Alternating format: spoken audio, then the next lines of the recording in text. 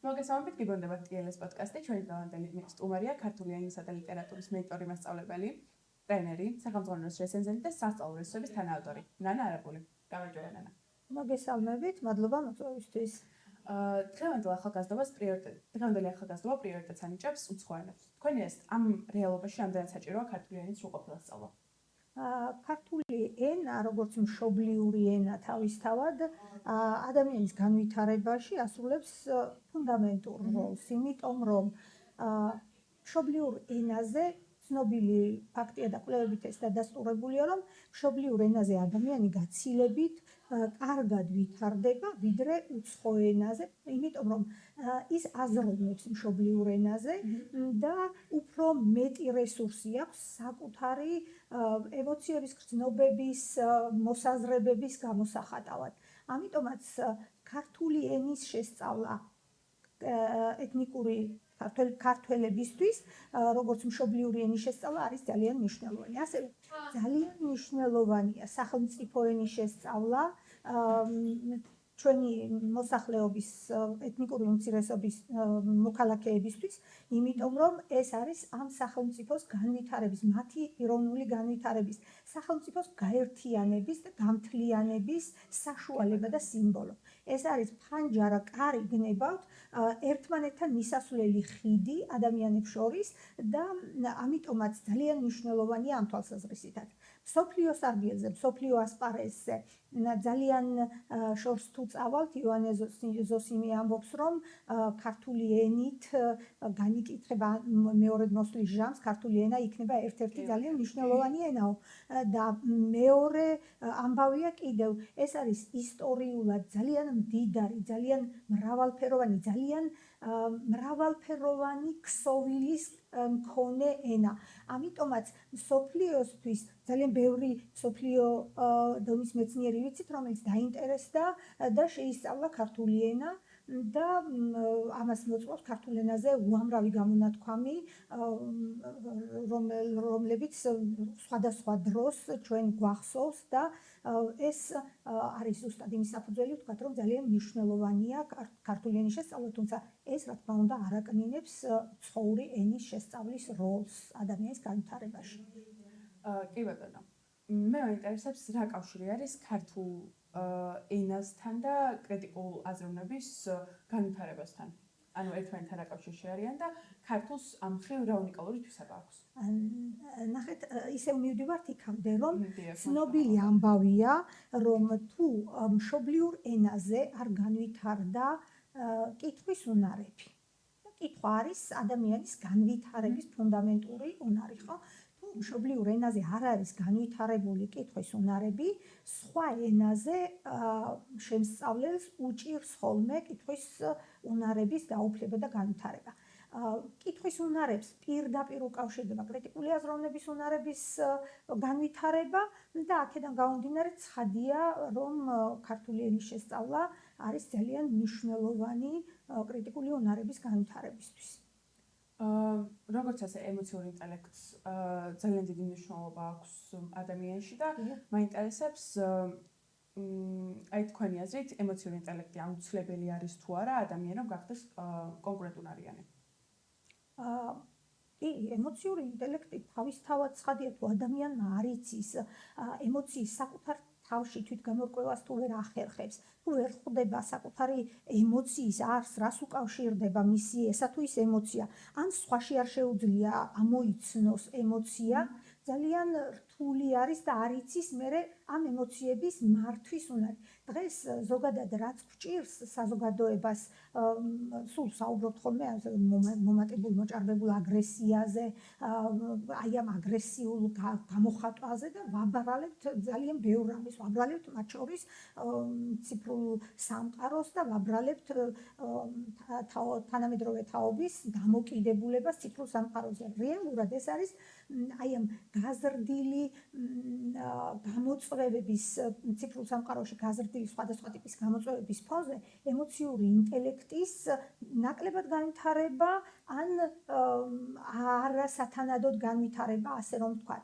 ამიტომაც ძალიან მნიშვნელოვანია ემოციური ინტელექტის განვითარება, იმიტომ რომ უნდა მოახერხოს ადამიანმა საკუთარი ემოციის ამოცნობა, სხვისი ემოციის ამოცნობა, მართვა, მე ამ ემოციის ამას პირდაპირ უკავშირდება, მე მოტივაციის გაჩენა და მე ამას პირდაპირ უკავშირდება კიდევ კომუნიკაცია სხვა ადამიანებთან, ან ჯანსაღი კომუნიკაცია, სწორი კომუნიკაცია და ეს ქმნის, რა თქმა უნდა, ადამიანებს შორის ნორმალური ურთიერთობის უნარს. რაც ეხება ქართულ ენას ამასთან კავშირში, ცხადია, რომ იცით როგორ არის, მე მაინც როგორც ქართული ენისა და ლიტერატურის მასწავლებელი არ შეიძლება ვარ მიკერძოებული, მაგრამ მაინც მგონია, რომ ამ ამბავში ძალიან დიდი როლი აქვს ემოციური ინტელექტის განვითარების თვალსაზრისით ქართული ლიტერატურის სწავლებას და სწორად სწავლებას, სწორად წაკითხვას გნებავთ, ასე ვთქვათ, ხო?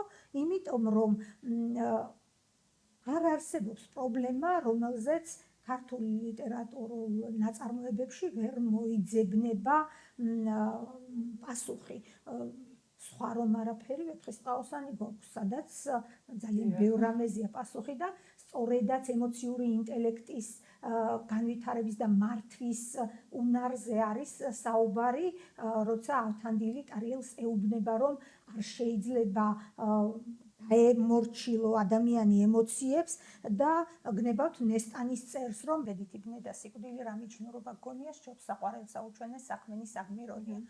და სულ გასდევს ვეფხისტყაოსანს ამ ემოციური ინტელექტის შესახებ მინიშნებები, რომ არის მან ძალიან ბევრგან მინიშნება იმაზე, რომ ადამიანს უნდა შეეძლოს ემოციების მართვა და სწორი გადაწყვეტილებების მიღება.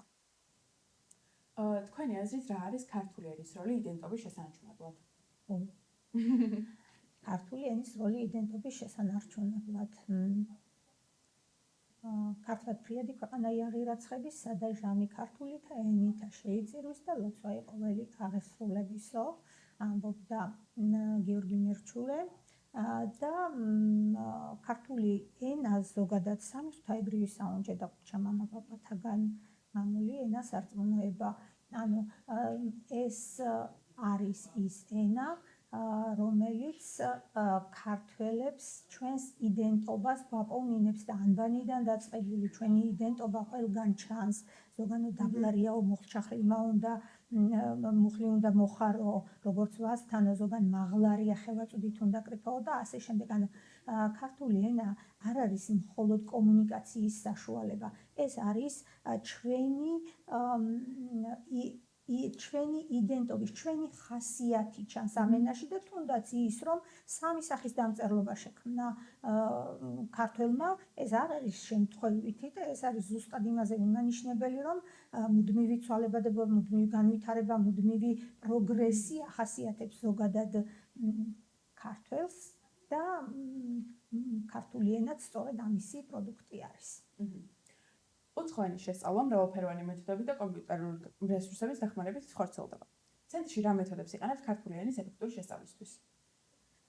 ნახეთ, ეს არის ორი სხვადასხვა რამ, რაზეც ახლა ჩვენ ვსაუბრობთ. მე მუშაობ არაქართულენოვან სკოლაშიც მოსწავლეებთან და აი იქ შეიძლება გავავლოთ პარალელი უცხო ენის სწავლებასა და ქართული ენის სწავლებას შორის. ქართული როგორც მშობლიური ენა და ლიტერატურა უფრო სხვა სპეციფიკის მატარებელია და სხვა საჭიროებები აქვს მას. მრავალფეროვანი რესურსები ახლა რომ ვთქვათ სიმწირი არის თქო, არ არის, მაგრამ არც იმდენი არ არის, რაც არის უცხო ენაში და ეს არ არის გასაკვირი, იმიტომ რომ თანამედროვე სწავლასწავლე ინტერაქტიული სწავლასწავლების მეთოდების განერგვა საქართველოში დაიწყო გაცილებით გვიან, ვიდრე დაიწყო ევროპის ქვეყნებში და ამ მხრივ მათ უფრო მეტი აქვთ მოძებნილი, ნაპოვნი, გნებავთ გატესტილი პრაქტიკაში და ჩვენთან რაღაც ნიშნულამდე ვართ მიღწეული. ხო, კომპიუტერული ტექნოლოგიების გამოყენების გარეშე ზოგადად უბრალოდ ვერ გამოდის, იმიტომ რომ ეს არის თანამედროვე მოთხოვნები და საჭიროებები და ამ საჭიროებებს ცხადია მივყვებით. რა მეთოდებს ვიყენებთ? ცენტრში მუშაობისას. ცენტრში ძირითადად ვმუშაობთ აბიტურიენტებთან და აბიტურიენტებთან მუშაობისას ლიტერატურა თავის თავს თვითონ ასწავლის ადამიანებს. მთავარია წიგნამდე მიიყვანო. მთავარია ადამიანს აჩვენო, რომ ეს მისთვის არის, მისი ნაწარმოებია, თვითონ არის შიგნით, მასზეა დაწერილი და მე ასეთ პირობას ვუდებ ხოლმე აბიტურიენტებს, რომ არც ერთ ტექსტს არ წაგაკითხებთ, რომელშიც თქვენ საკუთარ თავს ვერ იპოვით. მეთქი და ამას თავიდან არის ხოლმე გაოცებული სახეები, მაგრამ მე ძალიან კარგად ხვდებიან, რომ არ არსებობს ლიტერატურული ნაწარმოები, მით უმეტეს კლასიკა, სადაც საკუთარ თავს ვერ აღმოაჩენ, საკუთარ თავს ვერ იპოვი. და შორს ბევრი რომ არ ვილაპარაკოთ, ერთი იგი გვეყოფა ამის წარმოსაჩენა და მარტო სათაური გვეყოფა ამის სათქმელად. ამიტომ ლიტერატურა მთავარია შეაყვარო ლიტერატურის კითხვა, მთავარია დაანახო ლიტერატურა ისეთი როგორიც არის, ისეთ ცხოვრებისეული კადრები და მე იქ ყველაფერი მიდის და რა თქმა უნდა იქ ხელისწახმარება და მიმართულების მიცემა კრიტიკული აზროვნების განვითარების მიმართულებით და სწორი აქცენტების დასმა და საკვანძო საკითხების პოვნა სხვა არის. რაც ეხება გრამატიკულ საკითხებში პრაქტიკული გამოყენებითი გრამატიკა, ქართული ენის გრამატიკა არ არის მარტივი ქსოვილის, ეს არის ბევრ ფაქტორზე და ბევრ მიზეზზე და ერთ-ერთი არის ზნა და აქ თეორიული ცოდნა უნდა გამომდინარეობდეს პრაქტიკიდან, ანუ იქიდან, რასაც იყენებს ადამიანი სასაუბრო მეტყველებაში. და სწორედაც აი აღმოჩენების გზით, სწორედაც თვითონ აბიტურიენტების მიერ, მოსწავლეების მიერ გაკეთებული დასკვნების გზით ვსწავლობთ ხოლმე გრამატიკას და ხშირად ვთქვამთ, რომ ეს მეგონა სწორი ფორმა. კი, ხშირად ჩვენც გონია ხოლმე, იმიტომ რომ სასაუბრო მეტყველებაში იმდენად არის რაღაც ფორმები გამხრებული, რომ რაღაცნაირად ყურმა მიიღო. თუმცა ენა ცოცხალი ორგანიზმია, ენაზე ნაშენი მოვლენა საზოგადოების განვითარებასთან ერთად ვითარდება და ამიტომაც არის, რომ ძალიან იცვლება ენის ქსოვილი, ენის სტრუქტურა და იღებს ენა იმ უკვე ჩამოყალიბებულ ფორმებს, ოღონდ ისეც, რომელიც ხელს არ უშლის ენის ერთიანი ორგანიზმის სრულყოფილად წარმოჩენას, იღებს ასეთ ფორმებს ენა. გნებავთ, გამარჯობათ. და ძალიან ბევრი ასეთი მაგალითი შეიძლება იყოს ენაში, რომელსაც შემდეგ უკვე ნორმად ხვდებით ხოლმე. კი ბატონო. და ბოლოს, კრიტიკული აზროვნების განვითარების მიზნით ცენტრი იწყებს კურსებს თინეიჯერებისთვის. რას შესთავაზებს ეს სიახლე მოზარდებს? ეს სიახლე მოზარდებს შესთავაზებს წიგნთან მისვლას, ტექსტთან მისვლას, წიგნთან, გნებავთ, კომპიუტერთან და გაჯეტთან მისვლას, ვისაც გაუხარდება იქ წაიკითხოს ის ტექსტი. კითხვის სურვილს, ოღონდ კითხვის სურვილს არა, აი მოკლე, ხო, ესეც კითხვა, რა თქმა უნდა, დაწყებული ბანერების თუ სარეკლამო რგოლების თუ ასე შემდეგ, კითხვაც კითხვა არის, მაგრამ ლიტერატურის შეყვარებას შესთავაზებს და ლიტერატურული ტექსტების ანალიზისას, კრიტიკული აზროვნების უნარების განვითარებას, ემოციური ინტელექტის უნარებზე მუშაობას, სოფლმხედველობის განვითარებას, გლობალურ საკითხებზე დაფიქრებას. ხო, დევიდ თორო ამბობდა, რომ წერალი არისო, მომავლის მწერლები არიანო, მომავლის ორაკულები, ანუ მომავლის წინასწარმეტყველები არიანო და რადგან ეს ასეა და ასეა, იმიტომ რომ წერალი თავისი იდეებით უსწრებს ხოლმე წინ დროს და ის საუბრობს ისეთ რაღაცაზე, რაც ყველა დროისთვის არის მნიშვნელოვანი პრობლემა.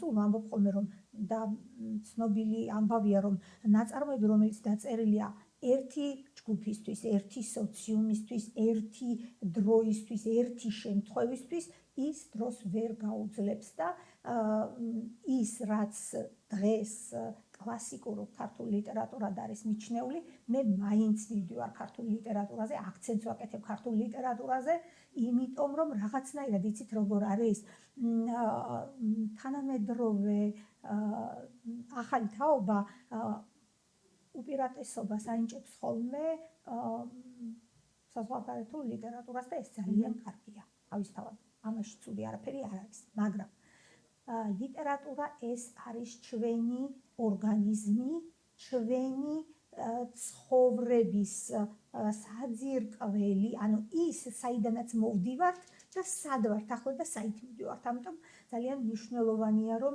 სწორედაც ჩემი უმთავრესი მაინც აქცენტი არის ხოლმე ქართულ ლიტერატურაზე და მე უკვე გლობალურ ჭრილში და საჩვენებლად ამ პრობლემისა უკვე ვამატებთ ხოლმე უცხოურ ლიტერატურას. დიდი მადლობა ქალბატონ ანას სტუმრობისთვის და დიდი მადლობა მაყურებელს.